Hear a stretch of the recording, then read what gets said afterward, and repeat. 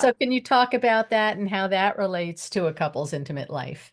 Sure. So, I had been doing this work for a long time and, had reached a point in my career where I could help women reach orgasms. I could help, them overcome painful intercourse. I could help men, manage ED, and I could help a couple improve desire and satisfaction.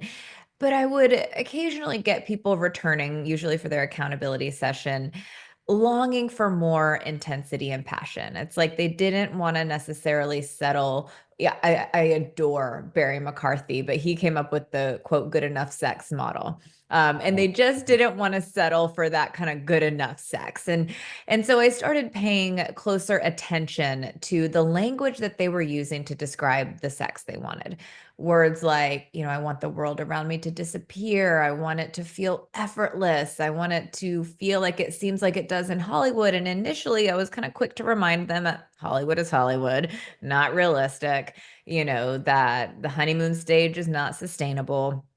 But as I started paying closer attention to the language they were using to describe the sex they wanted, I kind of had a light bulb moment. And I was like, oh, they're describing a flow state. And I was like, well, that makes sense.